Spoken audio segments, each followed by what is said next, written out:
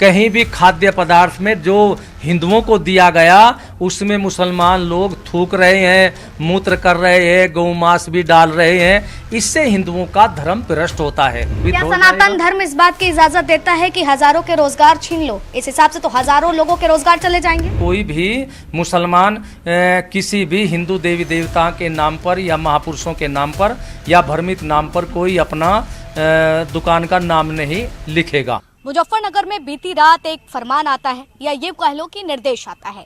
निर्देश ये आता है कि अब से जितनी भी कांवड़ यात्राएं निकलेंगी उस दरमियान पड़ने वाली शॉप, रेडी पटरी, हर जगह उस रेडी पटरी के मालिक का उसमें नाम अंकित होगा।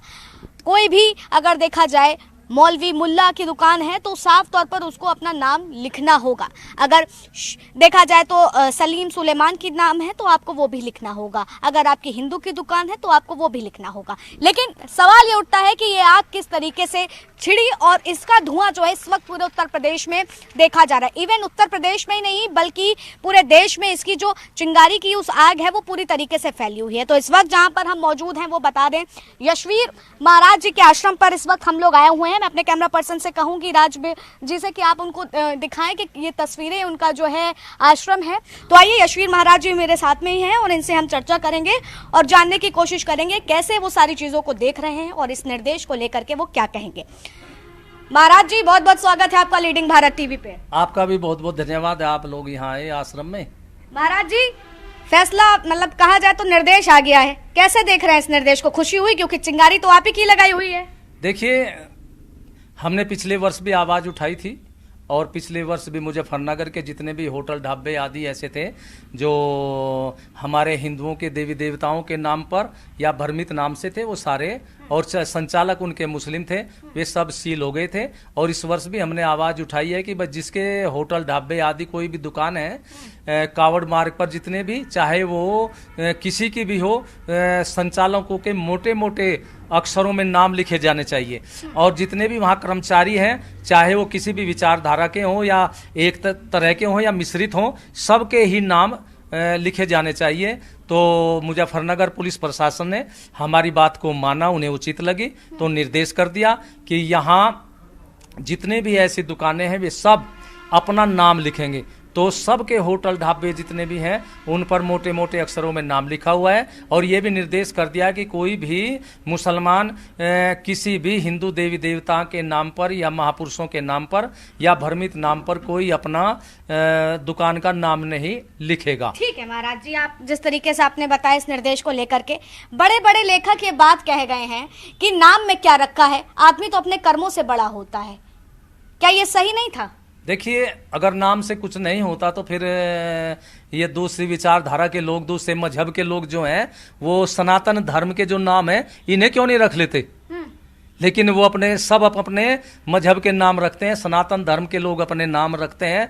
नाम में भी बड़ा अंतर होता है। हमारे यहाँ तो ये है कि नाम बड़े सुंदर होने चाहिए, गुणवाचक, गुणकारी नाम होने चाहिए, और जिससे एक संस्कार बनते हैं बच्चे के ऊपर। और जैसे अगर गलत नाम रख दें तो फिर उसका संस्कार भी ऐसा ही बन जाता है। तो क्या लगता है कि मुस्लिम में जितने लोग हैं, जितने मुस्लिम धर्म से बिलोंग करते हैं, वो नाम उचित नहीं रखते हैं? नहीं, हमारे नाम का अर्थ दूसरा है। हाँ। कहने का अर्थ ये है कि जैसे हमारे देवी देवताओं के नाम हैं, देवी देवताओं के नाम पर वो अपनी दुकानों के नाम रख रहे हैं।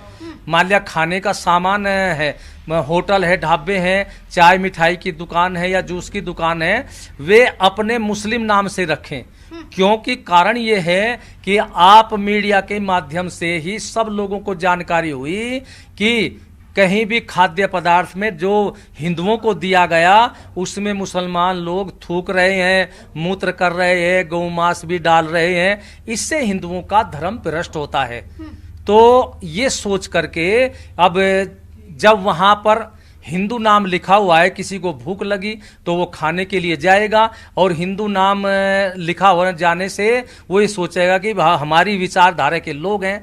लेकिन वहाँ हमारे देवी देवताओं का नाम है, हमारी संस्कृति का नाम है, लेकिन वहाँ जो संचालक है, कर्मचारी है, वे लोग वे ही हैं जो हिंदुओं के भोजन में थूकने, मूत्र करने, गौमांस मिलाने का कार्य करते रहते हैं तो हिंदुओं का धर्म भ्रष्ट न हो, इसलिए हमने आवाज उठाई है कि भाई जो भी संचालक है, जिस मजहब का जिसका जो नाम है, उस होटल आदि का नाम उस संचालक के नाम पर ही हो, या मान लिया मुसलमान है तो इस्लाम मजहब के नाम पर हो, और जिससे कि वहाँ हिंदू फिर ये न विचार करके धोखे में भोजन करके अपना धर्म भ्रष्ट न कर ले।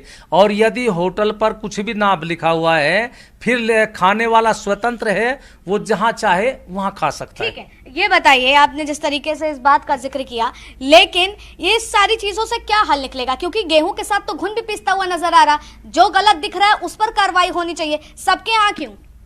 नहीं, सबके ऊपर नहीं है। तो जब आप लोग ये उन लोग को निर्देश देंगे, सावधान करेंगे कि भाई अपना ही नाम लिखिए, तो फिर कोई भी धोखे में नहीं रहेगा। हाँ। क्योंकि मान लिया हिंदू नाम का लिखा हुआ है, संचालक भी हिंदू है, तो फिर निश्चिंत होकर के वहाँ कोई भी भोजन कर ले, उसे कोई परेशानी नहीं होगी। उनके धर्म को भ्रष्ट करने के लिए उनकी खाद्य सामग्री में कोई ऐसी चीज नहीं पड़ेगी जो धर्म भ्रष्ट करते हो। ठीक है, एक मुस्लिम की दुकान और उस दुकान पर मुस्लिम खाना बनाता है, अगर कोई हिंदू व्यक्ति चला जाता है तो आपके हिसाब से वो गलत है एक तरह से, क्योंकि उनके वो साफ नहीं है, पाक नहीं रहते हैं, चिकन बनाते हैं, ये सारी बात आप लगातार कहते आ रहे हैं। लेकिन आज अगर बात की जाए, इतनों की घर वापसी आपने कराई है, तो क्या वो पाक हो जाते हैं सनातन धर्म अपनाते ही? देखिए, जो जिस विचारधारा में रहता है, उस विचारधारा के जितने भी कार्य हैं वो ये कार्य करेगा। जब वो मुसलमान थे तब वो उस विचारधारा का उनका खान पान भी था, वे गाय भी खाते थे। लेकिन जब उनकी विचारधारा बदली और विचारधारा बदल करके वो सनातन धर्म में आ गए, तो उन्होंने जो परंपरा उनकी थी वो सारी छोड़ दी। उन्होंने उस परंपरा को पकड़ लिया जो वर्तमान का सनातन धर्म के लोग परंपरा में चलते हैं, या उनके पूर्वज जिस सनातन धर्म में चलते थे। तो अब वो यहां आ गए। अब वो आकर के, जैसे कि मान लिया एक मशीन है और वो बिगड़ गई, लेकिन वो किसी मिस्त्री के पास चली गई, मिस्त्री ने उसको पेट्रोल आदि में धो करके उसका आवर हाल कर दिया, उसकी गंदगी निकाल दी, उसको शुद्ध कर दिया, तो यहां आकर के वो शुद्ध हो गए। फिर वो परम पिता परमात्मा की भक्ति में करने लगे, फिर वो कावड़ भी लाने लगे, जोत भी लाने लगे, हिंदुओं के सनातन धर्म के जो जितने भी त्योहार हैं उनको भी मनाने लगे, खान पान भी उनका शुद्ध हो गया, तो फिर उनका जीवन तो पवित्र हो जाएगा। सनातन धर्म इस बात की इजाजत देता है कि हजारों के रोजगार छीन लो? इस हिसाब से तो हजारों लोगों के रोजगार चले जाएंगे। नहीं, इससे रोजगार कहाँ छीनेगा? मान लिया उनके होटल है, वो देवी देवताओं के नाम पर है, वे बोर्ड हटा करके वो अपना बोर्ड लगा दे।